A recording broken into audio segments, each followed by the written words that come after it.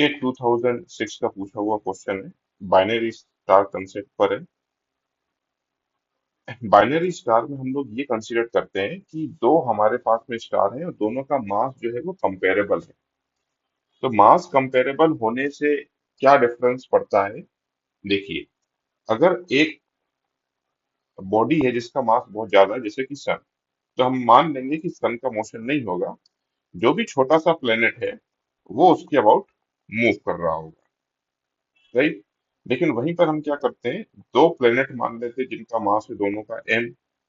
तो अब इनका सेंटर ऑफ मास के अबाउट ये दोनों प्लेनेट जो है वो मूव कर रहे होंगे।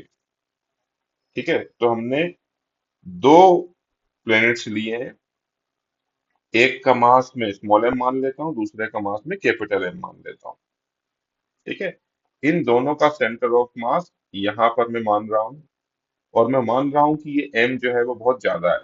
अगर m का मास ज्यादा होगा तो सेंटर ऑफ मास उसकी तरफ आएगा। तो सेंटर ऑफ मास अदरवाइज बीच में होना चाहिए था, सेंटर ऑफ मास मैंने इधर शिफ्ट करवा दिया, ये रहा सेंटर ऑफ मास। तो अब सेंटर ऑफ मास और इस प्लेनेट के बीच की जो दूरी है वो इसका रेडियस हो जाएगा, और सेंटर ऑफ मास और इस प्लेनेट या स्टार की जो भी दूरी है वो इसका रेडियस हो जाएगा। तो ये दो अलग अलग रेडियस में ये मूव कर रहे होंगे। लेकिन जो सबसे इंपॉर्टेंट चीज है वो ये है कि इस स्मॉल एम और कैपिटल एम पर बाहर से कोई फोर्स नहीं लग रहा है, तो सेंटर ऑफ मास का बिहेवियर चेंज नहीं होगा।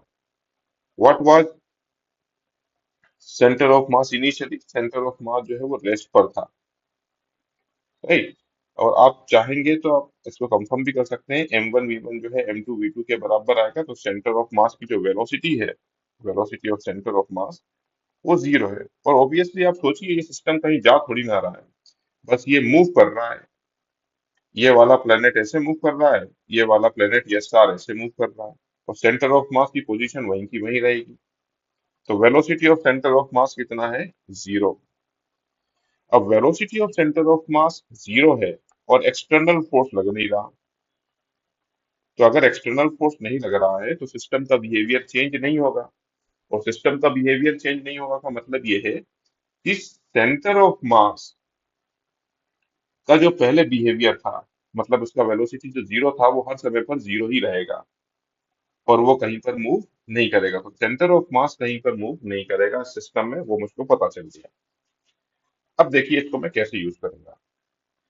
अगर हमारा एम घूम फिर के यहाँ पर पहुंच जाता है, तो स्मॉल एम को यहाँ पर आना ही पड़ेगा, तभी इनका सेंटर ऑफ मास यहाँ पर रहेगा।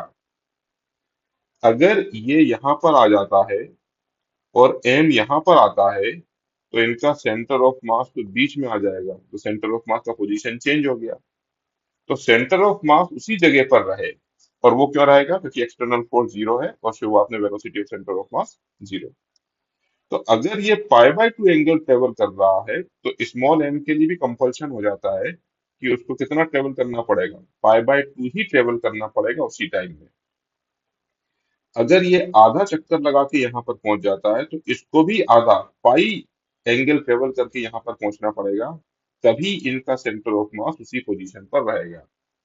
तो बाइनरी स्टार में आप सीधा बोल सकते हैं कि दोनों सेम टाइम में सेम एंगल ट्रेवल करते हैं। इसका मतलब उनका एंगुलर वेलोसिटी सेम, और एंगुलर वेलोसिटी सेम का मतलब होता है कि उनका टाइम भी सेम है। तो आप सेफली लिख सकते हैं कि बाइनरी स्टार में टाइम कांस्टेंट होता है, और यहाँ पर वो ऑप्शन दिखाई दे रहा है हमको, डी। तो ऑप्शन डी इज करेक्ट।